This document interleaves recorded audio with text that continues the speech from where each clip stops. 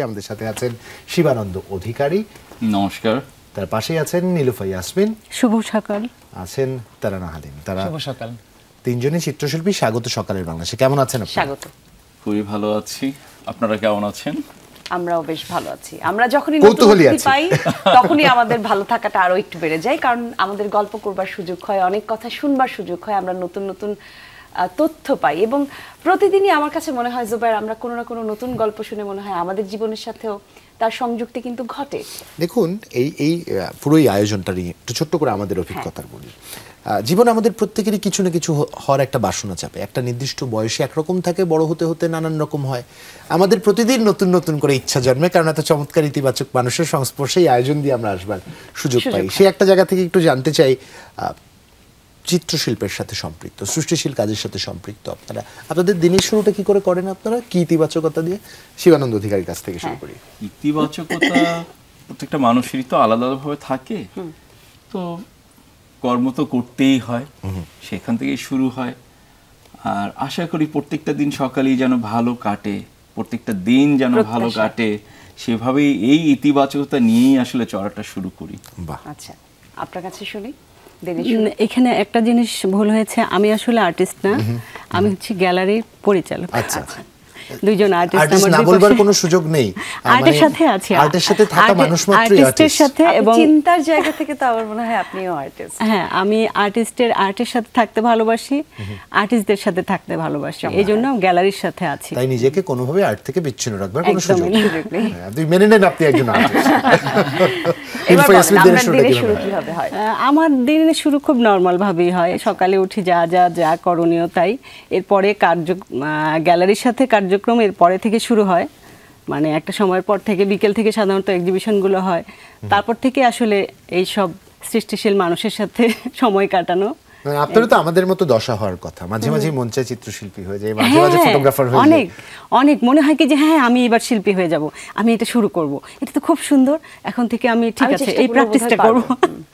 আচ্ছা, আমরা একটু তারানা হালিমের কাছ থেকে শুনি, আপনার দিনের শুরু কিভাবে হয়? আমি দিনের শুরুতেই সৃষ্টিকর্তার কাছে প্রার্থনা করি যে আমার দিনটা যেন সম্মানজনক যায়, কারণ এখন এই সময়ে এসে সম্মানটা খুব বড় বিষয় আমাদের কাছে। আমি একদম প্রতিদিন সকালে সৃষ্টিকর্তার কাছে এই প্রার্থনাটা করে বের হই, আমার সারাটা দিন যেন সম্মানের সাথে যায়। বাহ, প্রতিদিন আমাদের সেটা যেখানেই হোক, যে কাজেই হোক, সম্মানটা যেন আমার থাকে। বাহ, এটা এই পরিস্থিতিতে দেশের আমার মনে হয় খুবই জরুরি একটা ব্যাপার। বিশেষ করে আমি যে আমার কথা বলি, যেহেতু আমি শিক্ষকতায় আছি, তো সেখানে আমার স্টুডেন্ট যারা আছে তারা তো খুব সিনিয়র লেভেলের ইউনিভার্সিটির স্টুডেন্ট। তো দেশের সার্বিক পরিস্থিতিতে আমরা একটু স্কেয়ার্ড থাকি ওদেরকে ফেস করাটা নিয়ে, কারণ আমরা জানি বিভিন্ন জায়গায় বিভিন্ন রকমের ঘটনা। তো ওই সম্মানের ব্যাপারটা আমাদের জন্য একটা, এটা একটু অপ্রাসঙ্গিক প্রশ্ন, তবুও একজন শিক্ষক হিসেবে যেহেতু আপনি নিজের অবস্থানটা নিশ্চিত করেন, এখান থেকে একটা প্রশ্ন করি। আপনি নিজেকে যদি তরুণ সে অবস্থায় নিয়ে যান, আপনি কোনো ভুল দেখেন বা শঙ্কিত হবার মতো কোনো কারণ দেখেন? আপনার শিক্ষক আপনাকে দ্বারা শঙ্কিত হবে? আমাদের তরুণ আমি যখন ছিলাম, সেই তারুণ্যের সময় আর এই তারুণ্যের সময়ের মধ্যে অনেক পার্থক্য আছে আমি মনে করি। কারণ আমরা যত দুর্যোগের মধ্য দিয়ে যাই, তারপরও আমাদের অন্যদের প্রতি যে একটা সম্মানের জায়গা বা রেসপেক্ট শো করার যে জায়গাটা ছিল, সেটা বোধহয় কোনো না কোনোভাবে হয়তো একটু চেঞ্জ হয়ে গেছে।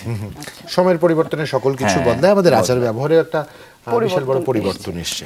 যাই হোক, আমরা একটু যদি প্রদর্শনী নিয়ে কথা বলি, আপনারা আপনাদের আয়োজনের নামটা খুবই সুন্দর। আমরা দুজন বাংলা করবার চেষ্টা করছিলাম, চমৎকার বাংলায় কি হতে পারে। চমৎকার বাংলায় আমরা একটা বেরও করেছি, সেটা হচ্ছে নিষ্পাপতার প্রতিচ্ছবি, এরকম একটা কিছু। বাংলাবিদ বনে যাওয়ার একটা অপকৌশল, ভুলও হতে পারি। আপনাদের চিন্তা ভাবনার জায়গা থেকে আরো সুন্দর করে শুনবো, একটু শুনবো যে এই যে এত সুন্দর একটা নাম দিয়েছেন, পেছনের গল্পটা কি? আচ্ছা, সেটা হলো, এটা আমাদের আসলে অনেক দিনের একটা পথ চলা। বিশেষ করে আমি, তারানা হালিম, আমাদের আরো 3 জন মেম্বার আছেন, সুমা দেবী মণ্ডল, তারপরে মিঙ্কু চাকমা এবং অনিন্দিতা দত্ত। তো এই যে আমাদের যে ভাবনাটা, আমরা আসলে সবাই কিন্তু কলিগ, একই জায়গায় চাকরি সূত্রে আমাদের যোগাযোগটা। তবে আমরা 3 জন আবার ঢাকা ইউনিভার্সিটির চারুকলা ইনস্টিটিউটের একই। তো ওই চাকরি সূত্রে কাজ করতে যেয়ে আমাদের তখন নানা রকমের ভাবনা আসে যে কিভাবে একসাথে কাজ করা যায়। ওই কাজ করার ভাবনা থেকেই আমরা আস্তে আস্তে ভাবলাম যে আমরা কী থিম নিয়ে কাজ করতে পারি। তো এরপরে আমরা সমকালীন পরিস্থিতি, বিভিন্ন বিষয় আশয়, সামাজিক, তারপরে রাজনৈতিক, এই সমস্ত প্রবলেম নিয়ে ভাবতে ভাবতে আমার মনে হলো যে এটা আমাদের সবচেয়ে একটা পার্সোনাল, ব্যক্তি জীবন থেকে শুরু করে সমাজ জীবন এবং জাতীয় জীবন সব জায়গাতেই এটার একটা ব্যাপক প্রভাব আছে। আমরা নিজের দোষটা আরেকজনের ঘাড়ে চাপাতে খুব পছন্দ করি। মানে যে কোনো একটা অবজেক্টকে একটা দোষী বানানোর একটা চেষ্টা আমাদের মধ্যে থাকে। তো সেই দোষী বানানোর যে চেষ্টাটা সে কিন্তু জানে না। যেমন আমি যদি কাপটাকে বলি এই কাপটা আমার জন্য কুফা, খুব কমন শব্দ, ওর কিন্তু এতে কিছু যাবে আসবে না, ওর আসলে করারও কিছু নেই, পুরো করারও বিষয় নাই। কিন্তু আমরা এরকম কিন্তু আমাদের চারপাশের অনেক অবজেক্টকে নিয়ে কিন্তু আমরা ভাবি এরকম ভাবনা। তো এই যে ভাবনাটা, ওর নিষ্পাপ যে একটা অবস্থা, even human parts, body parts যেগুলো আছে সেগুলোকে আমরা নানাভাবে দোষ দিই। চোখের দোষ, চোখ ঠিক করো, এরকম কথা আমরা বলি। তো সেই জায়গা থেকে এই যে ওদের যে একটা নিষ্পাপ অবস্থা, আসলে অ্যাজ এ অবজেক্ট ওরা কিন্তু ইনোসেন্ট। ওদের এই ইনোসেন্সিটাকে স্ট্যাবলিশ করাটাই আমাদের তখন, আমরা একটা টার্গেট নেই যে আমরা এটাকে বেস করে আমরা কিছু কাজ করব। অসংখ্য ধন্যবাদ। নীলুফা ইয়াসমিন খুব ঝুঁকিপূর্ণ একটা কাজ করলেন। যে শিল্পীরা হচ্ছে দায় চাপানোর কাজটা করছে, আপনি গ্যালারিটা দিয়ে যেটা হলো, যদি এখন এক্সিবিশনটা বড় মতো না হয়, দায়টা পড়বে গ্যালারি। একটু জানতে চাই, একটা ছবি যদি বিক্রি না হয় তাহলে গ্যালারি। ছবি বিক্রির বিষয়টা আসলে ওনাদের সাথে কাজ করতে পেরে আমাদের ভালো লাগছে, প্রথমে বলে রাখি। আর ছবি বিক্রির বাজারটা বাংলাদেশে খুব ছোট এবং অনিশ্চিত। একদম। এটা আসলে খুব অল্প সংখ্যক বায়ারের সাথে, মানে এই ব্যাপারটা শুধু তারাই, মানে অল্প সংখ্যক বায়ার ছবি কেনা বেচা কেনেন আর কি, সংগ্রহে রাখেন যদি ভাবে বলি আমরা।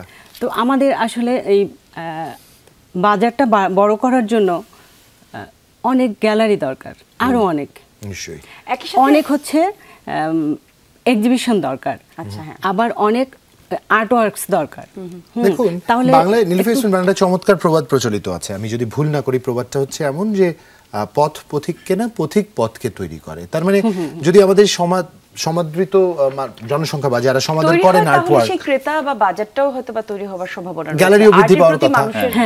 যদি আগ্রহ তৈরি হবে, যখন অনেক গ্যালারি হয়ে যাবে, মানুষ একটা অভ্যস্ত হয়ে যাবে, মানুষের ভালোবাসাটা তৈরি হয়ে যাবে ছবির প্রতি, এরপর তারা সংগ্রহে রাখতে চাবে, আমাদের বায়ার সংখ্যা বাড়বে। তো গ্যালারি দরকার প্রচুর, ঢাকায় শুধু না, ঢাকার বাইরেও দরকার, প্রচুর এক্সিবিশন দরকার। গ্যালারি অনেক কমে গিয়েছে। মাঝখানে কিন্তু বেশ অনেকগুলো গ্যালারি হয়েছিল এবং র্যান্ডমলি এক্সিবিশন হতো, বাট এখন আমরা গ্যালারির সংখ্যাটা একটু কম দেখি এবং এক্সিবিশনের সংখ্যাটাও অনেকটা কমে গেছে। সেই একটা জায়গায় একটু নীলুফা ইয়াসমিনের কাছে আসতে চাই, এই যে কমে যাওয়ার কারণটা, গ্যালারির সাথে যেহেতু সরাসরি সম্পৃক্ত, কি মনে হয় কেন গ্যালারি কমে যাচ্ছে, কেন কমলো? এই যে বললেন যে বাজার কিরকম হয়ে যায়, হ্যাঁ অনেকটা বাণিজ্যিক। এই ক্ষেত্রে আসলে শিল্পপতিদের যদি একটু এগিয়ে আসেন, মানে গ্যালারি ভাড়া, হ্যাঁ হ্যাঁ, সরকারিভাবে কোনো উদ্যোগ যদি আসে, মানে এগুলো দরকার আসলে। নিশ্চয়ই। ছবির বাজারের কাছে একটা প্রশ্ন করতে চাই, তাহলে এই যে সুন্দর একটা নাম দিয়েছেন আপনারা, আমরা বাজার নিয়েও কথা বলছি, সাজিয়েছেন কিভাবে ইমেজেস অফ ইনোসেন্সের পুরো প্লটটা, কিভাবে সাজিয়েছেন, কি চিন্তা করে সাজিয়েছেন? নিশ্চয়ই একটা ভাবনা ছিল। ধরুন একজন দর্শনার্থী প্রথমবারের মতো যাচ্ছেন, ঠিক কি আগ্রহ ভরে তিনি যাবেন, কি দেখবে, কি প্রত্যাশা করতে পারেন তারা এক্সিবিশন থেকে? আসলে শিল্পী তো শুধু নিজের জন্য যে কাজ করে তা তো না, নিজের মনের শান্তিটার জন্যও কাজ করে, প্লাস দর্শকের সাথে কানেকশনও একটা ব্যাপার থাকে, যে আমার ছবিটা দেখে একজন দর্শক সেটাকে কিভাবে কানেক্ট করবে, তার কোনো পার্সোনাল ইমোশনের সাথে কানেক্ট হয় কিনা। হ্যাঁ, তো আমাদের গ্যালারি যে সাজানোটা বা আমাদের যে প্রথম থেকে আমরা যখন চাকরি জীবনের শুরু থেকে আমরা যখন এই প্ল্যানটা করছি, বিভিন্ন সময় আমরা ছবি আঁকতাম, বসে প্ল্যান করছি, ছবি আঁকতে আঁকতে আমাদের এই পরিকল্পনা, তো তখন থেকে যে পরিকল্পনা ছিল সেটা তো আমরা গ্যালারিতে আনলামই। তো দর্শক যখন ভেতরে আসবে, দেখবে, তো সে তখন শুরুতে ধরেন ঢুকেই আমার অংশটা পড়েছে, আমার টপিক হচ্ছে চোখ, তো সে আমার কাজগুলি দেখবে, তার সাথে তার নিজের আমার কনসেপ্ট নোটটা পড়তেই হবে তাকে, না হলে সে আর্টের সাথে কানেক্ট করতে পারবে না নিজেকে। তারপরে তার তার যে এক্সপ্রেশনটা হবে, তার যে ইমোশনাল এক্সপ্রেশনটা আসবে, সেটাকে সে নিজে চিন্তা করবে, চিন্তা ভাবনার জায়গা থেকে সে বেরিয়ে আবার আরেকটা ফ্লোরে যাবে, আরেকটা রুমে যাবে, সেখানে গিয়ে আরেকজন যে সহশিল্পী মিঙ্কু চাকমা, তারটা একেবারেই তার ফর্মে, সে হচ্ছেন আমাদের আদিবাসী, তো খাগড়াছড়ি থেকে উনি আমাদের সাথে একসাথেই কাজ করতেন, উনি এসেছেন আমাদের সাথে এক্সিবিশন করতে। ওনার কাজগুলোতে আবার ওনার মতো একটা ব্যাপার আছে যে সে পাহাড়ে চলে যাবে, পাহাড়ি সব জিনিসগুলি, তার নাম, সবকিছুর মধ্যেই সে একটা প্রকৃতির একটা কাছে চলে যাবে আর কি। হ্যাঁ, এরপরে আসেন ধরেন শিবানন্দের রুমটা আসবে, ও রুমে ওর যে একটা ব্রোকেন ইমেজ, এই যে একটা আপনার ওর চিন্তা ভাবনার যে একটা ব্রেকিং পার্ট, অ্যান্ড আবার সেটাকে একটা টেপিং করে করে জোড়া দেওয়া, ছোট বাচ্চাদের ড্রয়িং এর যে একটা ব্যাপার আছে ওর কাজের মধ্যে, সেখানে সে তার শৈশবকেও আবার একটু খুঁজে পাওয়ার চেষ্টা করবে। এরপরে আসবে সোমাদেবীর রুম। সোমাদেবীর রুমটাতে ওর ব্যাপারটা একেবারেই খুবই ডিফারেন্ট, খুবই কালারফুল ওর ওয়ার্কটা, গ্যালারি ওর পার্কটা।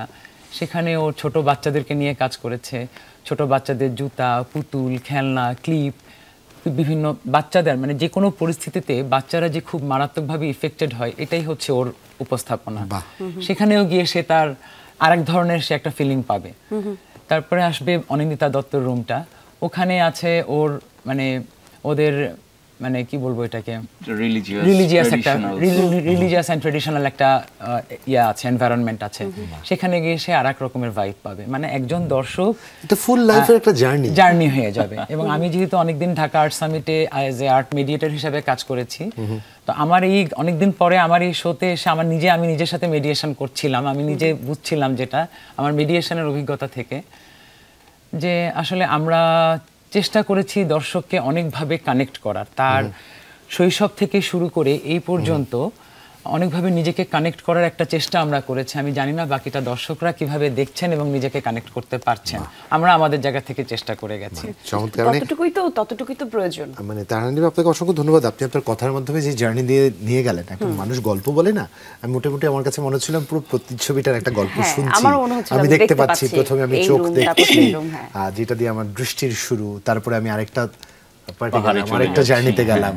কি চমৎকার, অসংখ্য ধন্যবাদ। আপনারা থাকছেন, আপনাদের সাথে আলাপচারিতা চলো, একটা বিরতির সময় হয়েছে। দর্শক, সকালের বাংলাদেশ দেখছেন, ছোট্ট একটা বিরতি নিচ্ছি, একটু পরেই ফিরবো। এই গল্পেই সঙ্গেই থাকবেন আপনারাই। স্বাগত আরো একবার, দেখছেন সকালের বাংলাদেশ, জুলহাস জুবাইর সাথে আছি, সঙ্গে আছি আমি জান্নাতুল কুলি। আজকে আমাদের সঙ্গে তিনজন অতিথি আছে, আমরা গল্প করছিলাম তাদের সাথে। আছেন তারানা হালিম, আছেন নীলোফা ইয়াসমিন এবং শিবানন্দ অধিকারী। একটু শিবানন্দ অধিকারীর কাছে যাই। আপনি বলছিলেন আপনি শিক্ষক, আপনি চিত্রশিল্পী, আপনি এই আর্ট গ্যালারির কথাও যদি বলি, এবারের যে প্রদর্শনী সেই কথাও যদি বলি, তিনটা জায়গাতে একটা মানুষের তো আসলে জার্নিটা একই রকম হয়, প্রত্যেকটা মানুষের চিন্তার জায়গা এক, সমস্যা, ভালোবাসা, আগ্রহের কেন্দ্রবিন্দু অথবা সুবিধা আলাদা আলাদা থাকতে পারে, কিন্তু জার্নিটা তার একার। এই জায়গাতেই যে পরিবর্তিত সময়ের মধ্যে দিয়ে আমরা যাচ্ছি, আপনি একজন শিক্ষক, আপনার চিন্তার কথাও বলছিলেন, আপনার কাজের সাথে আপনার সম্পৃক্ততা কেমন, এখন কি অনুভব করছেন সেটাও বলছিলেন। একই সাথে আপনি যখন এই প্রদর্শনীর কাজ করছিলেন, আপনার এই সবগুলো জায়গাতে কোনো কানেক্টিভিটি এসেছে কিনা, কোনো একটা জায়গায় আপনার মনে হয়েছে কিনা যে আমি আমার পুরো জার্নিটা থেকে কিছু একটা তুলে আনবার চেষ্টা করেছি এবং এই প্রদর্শনীতে সেই ছাপ আমরা পাবো কিনা, আপনাকে দেখতে পাবো কিনা? অবশ্যই আমাকে দেখতে পাবেন, কারণ আমার মনে হয় যে প্রত্যেকটা শিল্পী তার ছবির মধ্য দিয়ে বা গানের মধ্য দিয়ে, কবিতার মধ্য দিয়ে আসলে তাকেই প্রকাশ করে, তার চিন্তায় প্রকাশ করে, যেটা হয়তো এক একজন এক এক মাধ্যমে প্রকাশ করে। তো আমি যেহেতু ওই একটাই পারি ছবি আঁকতে, ওটার মধ্য দিয়ে আমাকে প্রকাশ করি। আর এই যে ডিফারেন্ট জার্নির কথা বললেন বা পজিশনের কথা বললেন, আসলে কি একজন শিল্পীকে আমি বিশ্বাস করি যে একজন শিল্পী প্রকৃত অর্থে তখনই শিল্পী যখন তার যাপিত জীবন শিল্পিত, যখন সে প্রত্যেকটা কাজের মধ্য দিয়ে ওই কানেক্টিভিটিটা তৈরি করতে পারে। ওই ব্রিজ তৈরি করাটাই আমার মনে হয় যে একজন শিল্পীর আসল কাজ। হ্যাঁ, এখন শিল্পী তো নানা মাধ্যমের হতে পারে, কিন্তু ওই ব্রিজটা তৈরি করাটা ভীষণ জরুরি। তো আমি যখন যেমন আমি যখন স্টুডেন্টদেরকে পড়াচ্ছি, সেখানে আমি তাদেরকে ছবি আঁকা শেখাচ্ছি, শিল্পের কথা বলছি। হ্যাঁ, ওদের জীবনটাকেও চাচ্ছি যে শিল্পিত হোক, ওদের ভাবনায় শিল্পটা যোগ হোক, জীবনযাপনে শিল্প আসুক। তো ওদেরকে ছবি আঁকা শেখাচ্ছি, ডিজাইন শেখাচ্ছি, যেহেতু আমি ফ্যাশন ডিজাইনের একজন অ্যাসোসিয়েট প্রফেসর শান্তমরিয়ামে। তো ওদেরকে শেখাচ্ছি ছবি আঁকা, শিল্পের বিভিন্ন করণ কৌশল। আবার আমি যখন অন্য জায়গায় যাচ্ছি, ছবি আঁকার সাথে যখন কাজ করছি, তখন তো ওদের কাছ থেকে কিন্তু আমি শিখছি। আমি যেমন ওদেরকে দিচ্ছি, ওদের কাছ থেকে কিন্তু আমি নিচ্ছিও।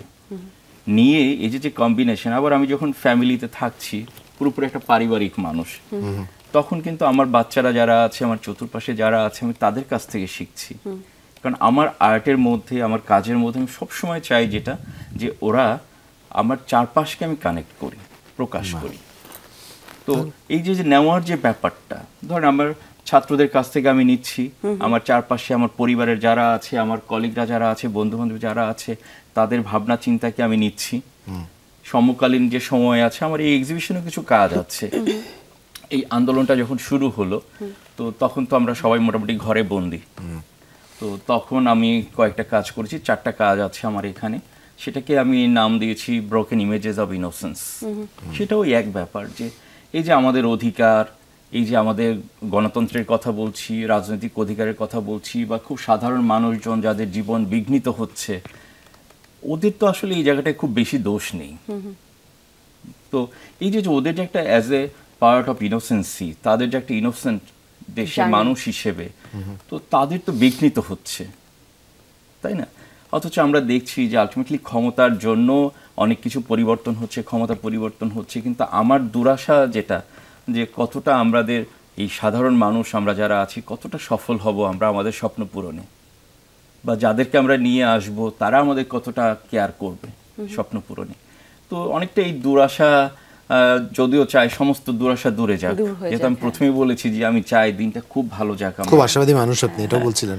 অবশ্যই আশাবাদী মানুষ আমি। কারো মানে মনে করি যে বিশ্বাস হারানোটার কোনো কারণ নেই, বিশ্বাস ধরে রাখাটা জরুরি। বিশ্বাস হারিয়ে ফেললাম মানে সব হারানো। দেখুন শিবানন্দ অধিকারী জীবনে মাঝে মাঝে খুব আফসোস হয়, একটা কারণ হচ্ছে আমার খুব আফসোস হয় কথা কেন বাঁধিয়ে রাখা যায় না।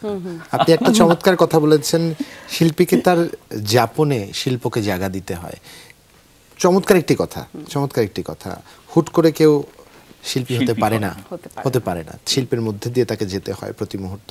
এই যে আপনার শিক্ষার্থীদের কথা বলছিলাম, সৌভাগ্যবান তারা যারা এরকম ভাবে চিন্তা করছেন। আমি বিশ্বাস করি সকল শিক্ষকই এরকম চমৎকারভাবে ভাবেন, চিন্তা করেন। নীলুফা আপা আপনার কাছে আসবো, তবে তার আগে একটু আমরা তারান হালিমের কাছে যেতে চাই। এই যে জার্নিটার কথা শুনছিলাম, যেটা আপনি বলেছেন চোখ দিয়ে শুরু, আপনার ভাবনার জায়গায় চোখ কেন? কৌতূহলী প্রশ্ন। না না না, দর্শক মনে আসতেই পারে। চোখ কেন? আসলে আমরা চোখে দেখি, চোখ দেখি না। এই যে কথাটা বাঁধিয়ে রাখা যায়। হ্যাঁ বলুন। আমরা চোখে দেখি, আমরা চোখটা দেখি না। চোখের মধ্যে আপনার সমস্ত এক্সপ্রেশনের, ইমোশনের এক্সপ্রেশনটা আসবে। প্রতিটা ইমোশনাল পার্ট, বিভিন্ন সময় আমাদের যে ইমোশনাল আপ ডাউনটা হয়, সেটার এক্সপ্রেশনটা আপনার চোখেই আসে ফার্স্টে। সো ওটা চোখে দেখতে হয়। আপনার এখন মনের মধ্যে কি চলছে, ওটা কিন্তু আমি আপনার চোখে দেখব। এই সর্বনাশ, চোখে দেখব। হ্যাঁ, জুবাইরটা শিখে নেন। না না না, এই জিনিস শেখা যাবে না। আরেকটা জিনিস হচ্ছে যে একটা মানুষ যখন ছোট থেকে বড় হয়, বুড়া হয়, তার সব পার্টসের, বডি পার্টসের সবগুলি পার্টসেরই কোনো না কোনো চেঞ্জ হয় প্রাকৃতিক নিয়মে। চোখের কোনো চেঞ্জ হয় না। চোখ মানুষকে একটা আইডেন্টিটি দেয়। চোখটা হচ্ছে আইডেন্টিটিক্যাল পার্টস। আপনার চোখ চেঞ্জ হবে না। আপনি দেখবেন একটা ছোট্ট বাচ্চাকে দেখছেন, অনেক 20 বছর পরে ওই বাচ্চাটাকে দেখবেন ওর চোখটা একই রকম আছে। ওর চোখটাই ওর আইডেন্টিটি।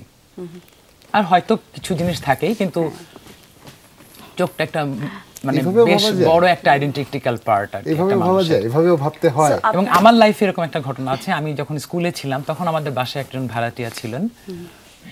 না হয় 25 বছর পর তার সাথে আমার দেখা হয়েছে। সে কিন্তু আমার চোখ দেখে আমাকে চিনেছে। জি, আপনি তোমার চোখটা এখনো চেঞ্জ হয়নি, তোমার চোখটা আগের মতোই আছে। বাবা, চমৎকার।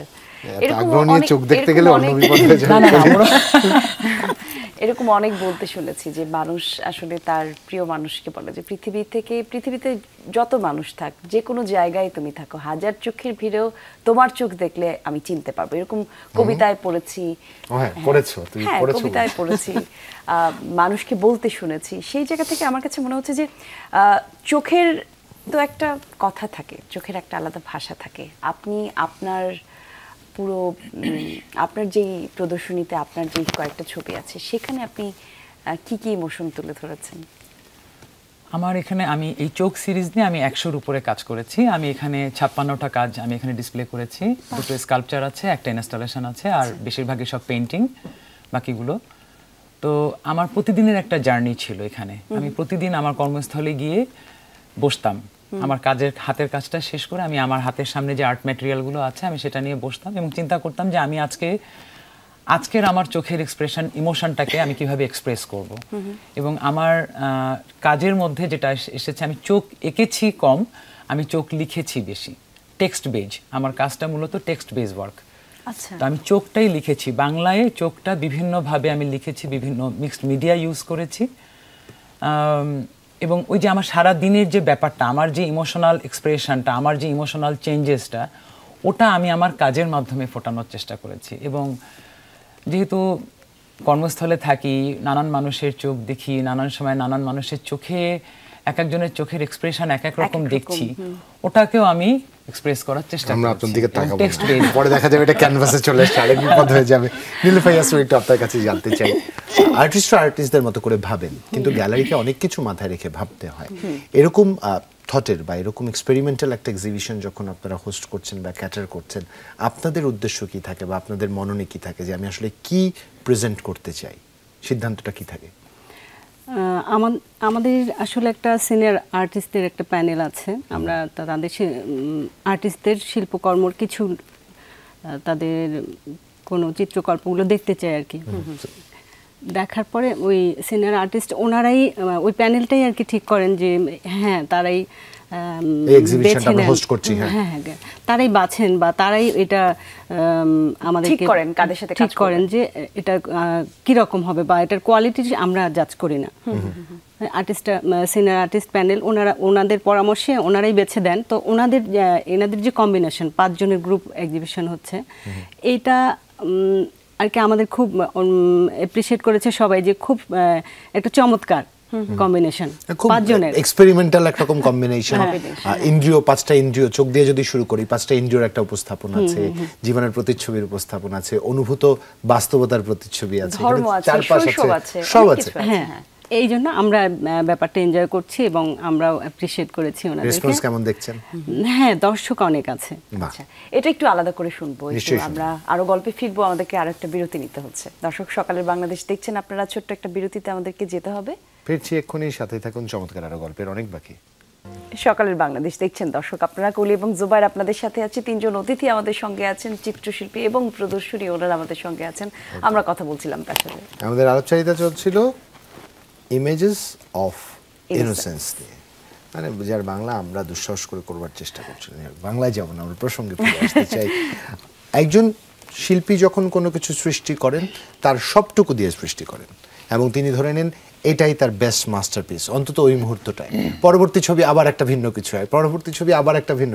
It's like a child growing through you or by you. দর্শক আমরা বা দর্শনার্থী আমরা যখন যাই, আমরা চোখ দিয়ে হয়তো কৌতূহলী চোখে দেখি, আর্টিস্ট তখন দর্শকের চোখে কি দেখে, এটা একটু জানতে চাই। খুব কৌতূহলী, আমি ব্যক্তিগত কৌতূহল। এটা অত্যন্ত কঠিন, কারণ ওই যে চোখ পড়ার বিষয় থাকে, তো যে কিভাবে আমি রিড করছি ওর চোখটাকে। তো ছবি দেখে যখন একজন দর্শক ছবিটাকে দেখে, তখন কিন্তু তার চোখে একটা এক্সপ্রেশন থাকে, যে এক্সপ্রেশনটাকে আমরা কিন্তু রিড কিছুটা হলেও করতে হয়। সবসময় যে একদম পারফেক্টলি রিড করতে পারি এটা না, বাট ওর এক্সপ্রেশন দেখলে বোঝা যায় আমার ছবিটাকে পছন্দ করলো, বা আমি যে কথাটা বলতে চেয়েছিলাম সেটা সে বুঝলো, কতটুকু বুঝলো, এটা কিছুটা হলে বোঝা যায়। বাট যখন বোঝা যায় যে সে বুঝতে পেরেছে, তখন তো অবশ্যই মনে হয় যে না, তৃপ্তি হয়, তৃপ্তি। আর যখন ওটা একটু কনফিউশন থাকে, বা সে জিজ্ঞেস করে যে আপনি কি এঁকেছেন, বা আমি কিছুই বুঝলাম না, এগুলো কেন এঁকেছেন, তখন একটু হতাশা ঠিক না। ছবি দেখতে হলে আসলে কি, যে দেখবে তারও কিন্তু একটা চোখ তৈরি হতে হয়, তারও কিছুটা জানতে হয় ছবি সম্পর্কে। গান শুনতে হলে, বুঝতে হলে যেমন একটু কিছুটা হলেও জানতে হয়, গান তৈরি করতে হয়, ঠিক তেমনি ছবি দেখার জন্য চোখ তৈরি করতে হয়। আসলেই তাই, ওটারও একটা জার্নি আছে। নিশ্চয়ই জানি। সে একটা জায়গায় একটু জানতে চাই, প্রস্তুতিটা কবে থেকে নিয়েছেন? আমরা একটা এক্সিবিশন করবেন, আর্টওয়ার্কগুলো কি একদম এক্সিবিশনকে মাথায় রেখেই তৈরি করা নাকি?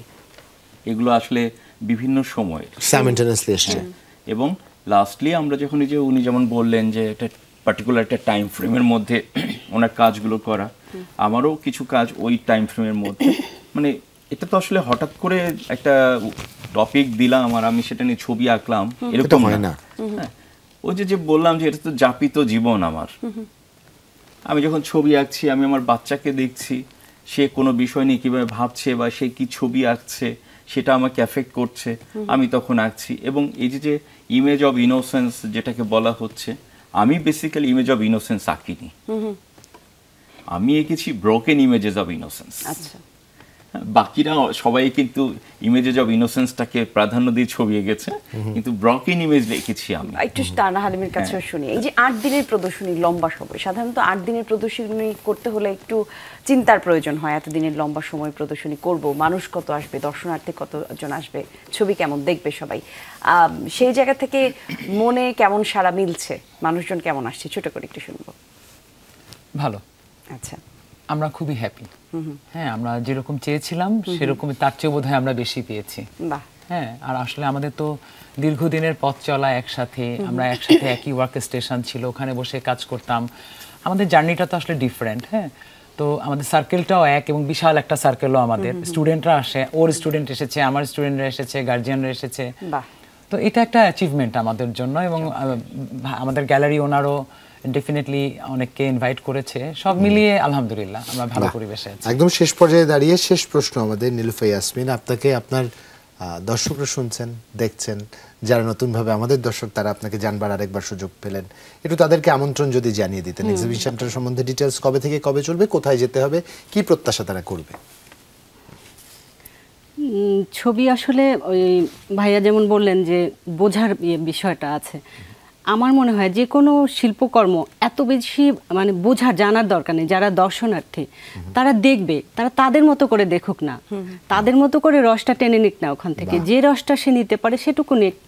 তারপরে এভাবে দেখতে দেখতে তাদের কিন্তু আসলে রসবোধটাও গভীর হবে, তৈরি হবে। হ্যাঁ, তৈরি হবে, দেখার চোখ তৈরি হবে। হ্যাঁ, তো এই আর কি, সবাই আসুক, আমরা চাই যে হ্যাঁ আরো আরো গ্যালারি হোক। কতদিন পর্যন্ত আছে আপনার আর প্রদর্শনী? আমাদের গ্যালারিতে এই এক্সিবিশন চলবে 6 তারিখে শুরু হয়েছে, 13 তারিখে এটা শেষ হচ্ছে। আমি যমুনা টিভিকে ধন্যবাদ জানাই আমাদেরকে আমন্ত্রণ জানানোর জন্য। আর আমি সবাইকে, দর্শকদের আমন্ত্রণ জানাচ্ছি ভূমি গ্যালারিতে আমাদের এক্সিবিশন দেখতে আসবেন।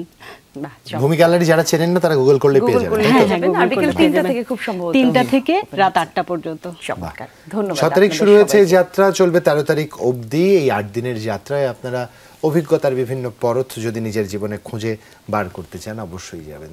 দর্শন দিয়ে যার শুরু হবে, শেষ পরিণতিটা কোথায় যেয়ে দাঁড়াবে, আসলে ক্রম ধাবমান যাত্রা দিয়ে আপনি উপলব্ধি করতে পারবেন। নিজেকে হয়তো একটা ভিন্ন রকম ভাবে আবিষ্কার করবার সুযোগ থাকবে। তাই গ্যালারি ভূমিতে আপনাদের প্রত্যেকের আমন্ত্রণ রইল। 3টা থেকে শুরু, কয়টায় শেষ? 3টা থেকে শুরু, শেষ হচ্ছে 8টায়, রাত 8টায়। আপনাদের প্রত্যেকের আমন্ত্রণ।